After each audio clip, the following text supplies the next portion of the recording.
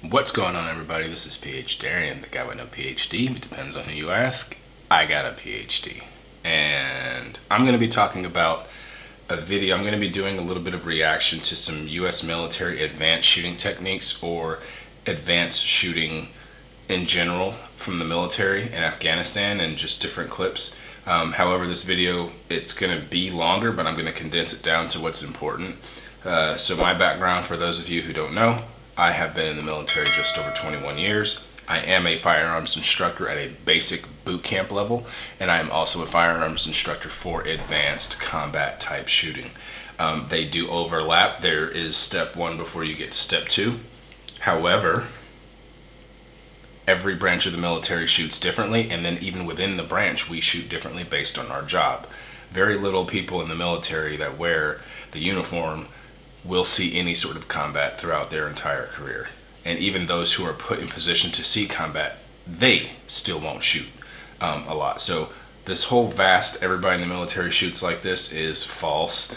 Going out and shooting with civilian buddies and friends of mine, they actually have better gun handling, weaponeering, whatever you want to call it, skills than most of the people I work with. Just saying, throwing it out there. So once again, like I said, I'm in the Navy. I am in the helicopter community, the air rescue community. Somebody's going to be from that community and say, we don't shoot squat. You don't shoot squat. I've shot plenty of rounds in training, and I feel very confident to take myself out in the field of battle if necessary. If you don't, talk to your freaking LPO, talk to your chief, talk to your commanding officer, talk to yourself, because that's where I learned how to shoot. I learned how to shoot because I have firearms, I have ammo, and I had some time to learn how to do it. So I'm going to get right into it, and I'm going to eat this chewy Chips Ahoy because these are delicious. That's what's keeping me down here on this. So let's get into this U.S. military advanced shooting techniques.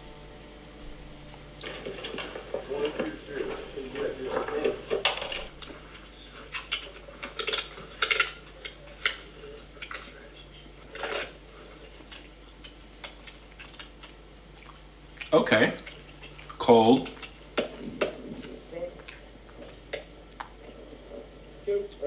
I'm assuming Marines.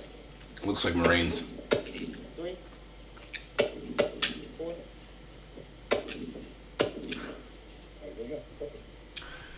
Real quick, people always complain about the bipod grip, like the forward grip that you can push a button and let a bipod spring out, and they say, oh, this is a piece of crap. We want everything the military uses. Well, they're clearly using that right now for training in a cold environment, which a lot of people do not train in cold or adverse weather, and the reason for it is because it's uncomfortable. But it's very necessary to do because you can't pick all the time when battle is going to come to you. And it may be cold, it may be icy, it may be snowing, and you may have a piece of crap bipod grip. So, either way. Oh yeah, and he's wearing full kit.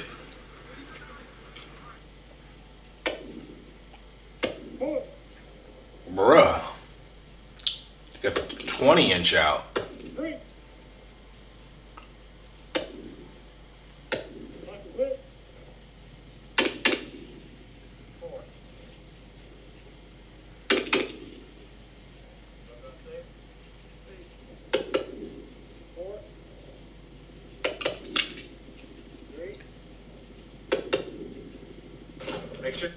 All right, so that thing that you saw, that little drill 3 and 4 from the prone position, that's somebody who's going to be engaging multiple threats and having to make sure you're relying on fundamentals. A lot of that's fundamentals, so you're going to have somebody who's going to get their 7 factors of a fundamental grip, which goes out the window when you're getting shot at, by the way. But they're going to have they're going to get a good steady grip. They're going to go ahead and engage that target, and in that time when you hear 3, 4, whichever, you're going to have to think, I have to get information, see it, line up my sights, trigger, breath control, and deliver deadly fire. You remember, your stance and all that, because what that's going to do is it's going to square you up on your target. Alright. Beautiful. It says MPs on their shoulder badges, so I'm assuming they're military police. 3.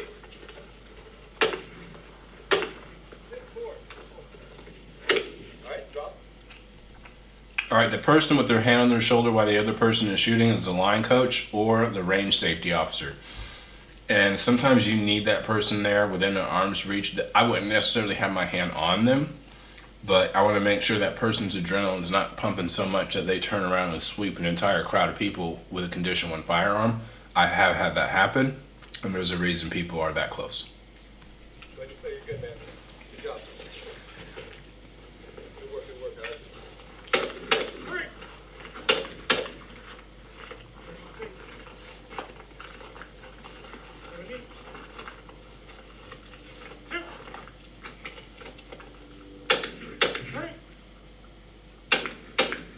All right, so 2 different scenes, iron sights only. This guy's using an ACOG.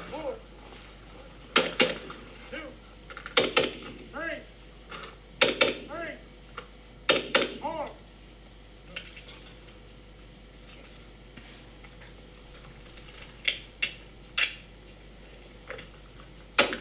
2, 4.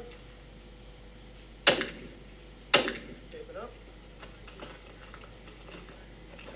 3. Go for 3. Okay, so maybe the holding is also because these guys are on ice. That probably makes a little bit more sense now. And they don't want them to slip. So they have 2 people to help stabilize each other upon movement. What I also saw there too was anything that you're doing, any advanced training, it should compound or add on top of your basic level of training. And the fundamentals you should learn in basic. I know a lot of people don't. Nope. But you should learn that in basic. Clearing stoppages, malfunctions, and things like that.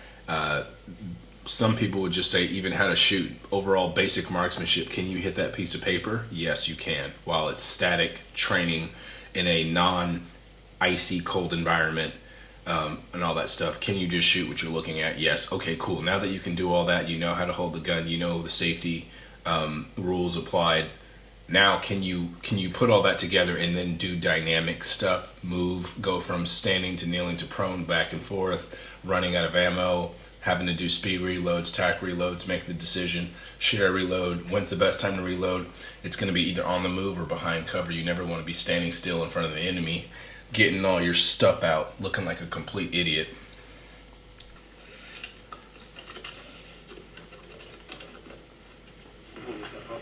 Looks about right.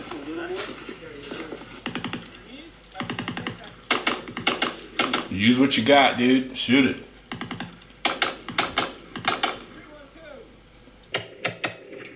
3, 1, 2. 2, 1, 3. 1, 3, 2. 2, 3, 1. All right, it looks like they're doing double taps on each of these targets, which is great. And that's to get a good follow-up shot. You don't want to hit. And another thing, I haven't noticed whether or not they're missing the target and then engaging, or is every shot just a double tap? I don't know. So yeah, let's see if there's something more advanced. I don't want to see 40 people do the same thing. It looks like to be about that. Let's see.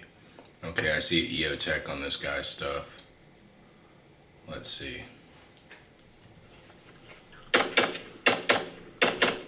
1, 3. Big set. Excellent.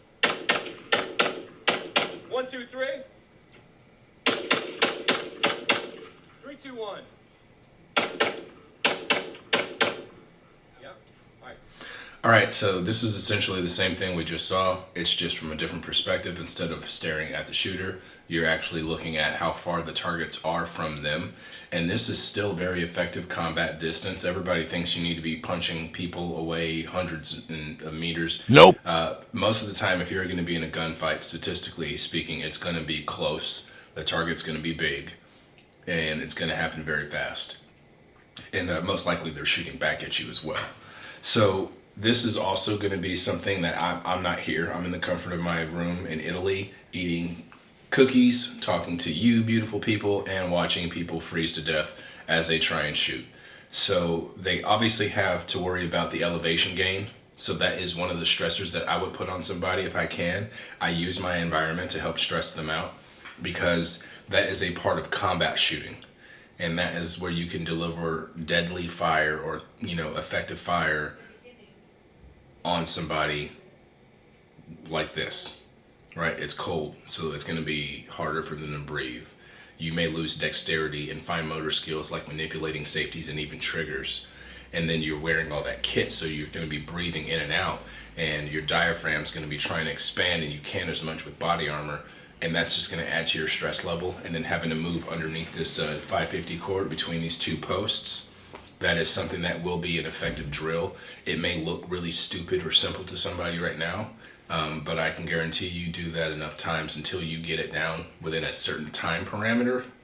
This would be somewhat good training. It would be more advanced because basic training is you punching a piece of paper at said distance in a pretty calm environment. When you take that bigger step. 3, 2, 1. All right, I'm gonna do another video right now. Smooth is slow, slow is fast, slow is smooth, smooth is fast. Slow is still slow though. And to bridge that gap where speed and accuracy meet, that is the goal of an advanced combat shooting instructor or something like that. I've gotten a question before about ESAMI. Am I going to talk about ESAMI? I put some clips up before, and I am going to actually do a video while I'm out here and just kind of deliver what I went through when I was a student through that course, and then going back through to assist as an assistant instructor, and then teaching courses similar to that as well. I learned a whole lot being a student than I ever did being an instructor than I ever did being a student. I was a student one time, but I've instructed many different courses of fire, and each one of these new students I've had has shown me something about them and myself. And one thing I've known is military people need more training on small arms. These two videos, Gung Ho and Air Source Military, look like the same video. I'm going to go ahead and see what else is out there.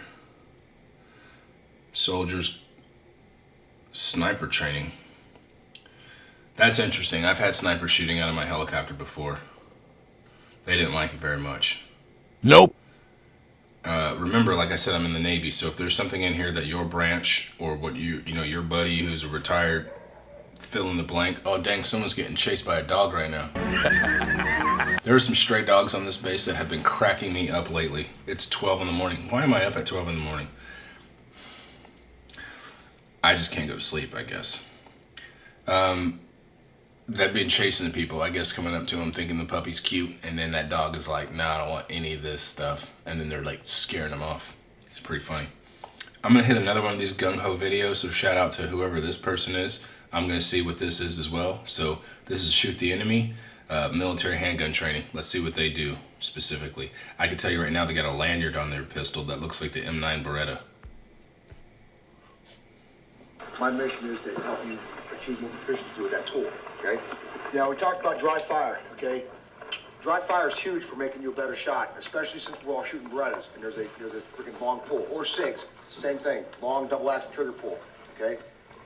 And it's more accurate, because it actually helped me freaking lock that forward sight on than squeezing my trigger, okay? And I like it. So they do lots of room combat, dry fire. They do lots of their two-man team drills, dry fire. We'll maybe do, 10 repetitions, dry fire, and then, all right, guys, let's load up. What we're going to do now is a close-range drill, okay?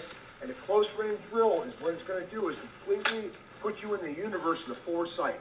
That eyeball. From there, we're going to slowly squeeze our trigger straight back to the rear. When the hammer falls, it does it without the shooter's anticipation, okay? I personally wouldn't do that at all, personally. I will never squeeze the trigger very slow like that. If I'm pulling the trigger, I intend to hit you. I intend to hit you if I pull that trigger. And double action triggers, to me, that is the safety. That's why a lot of them don't have safeties, even though this M9 Beretta and variants like it do have actual manual safeties as well. The SIGs that I've shot that are double action, 12.12 pounds of pressure, do not. And I roll that hammer back. So as I go ahead and get my grip and I'm coming out and I'm presenting that weapon, I'm already squeezing that trigger. And if I was to ND, right, negligent discharge a round off in your direction and you are my enemy, that's fine too. But I'm getting that first trigger off, or trigger pull off, taking most of the slack out. So on a 12-pound trigger, I'm probably taking a good 8 to 10 pounds out of that trigger as I'm drawing it and presenting it to my target. So I do dry fire, but even when I dry fire, I'm still rolling that hammer back initially, getting the slack out, pausing, and then pressing. When you're... Bro, check out that.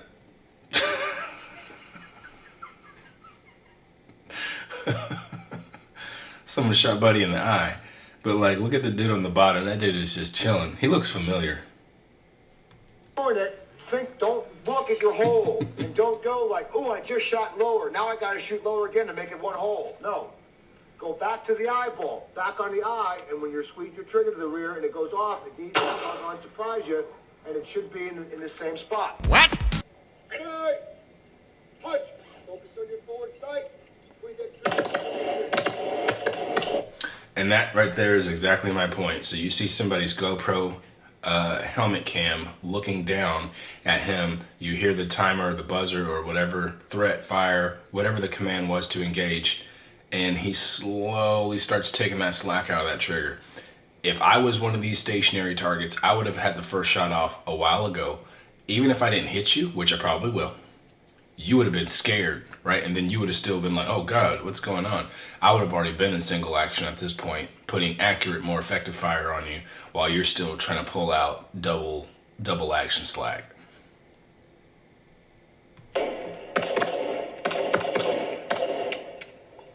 I do like his follow through.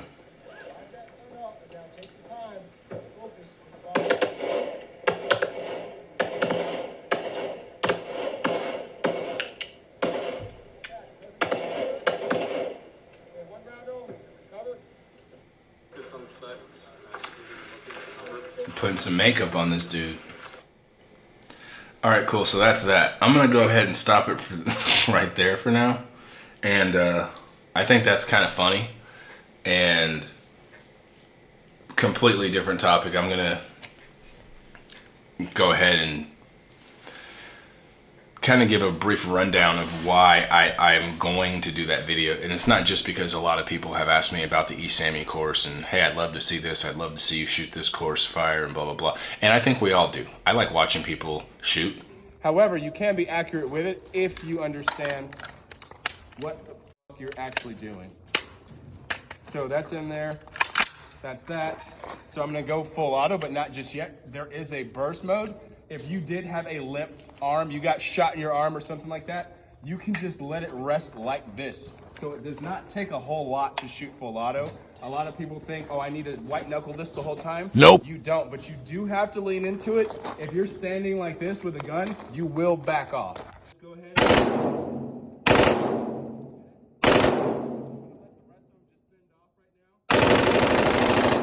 Even if it's they have less shooting than I do, more advanced shooting than I do, it does not matter, because all of us shooting at least share that level, right? That's the base level, is we all like to shoot. Some people are better shooters than me. We're just willing to lend each other a hand. A lot of nice things happen.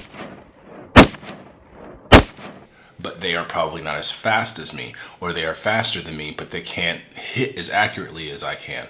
Or they can do both of those slick, but the minute they put on kit or any sort of gear, they are like, what is all of this extra crap on me, dude? And I'm like, bro, it's a holster. So little things like that make or break people when it comes to shooting. So either way, I'm gonna go ahead and pause that there. I'll do another video.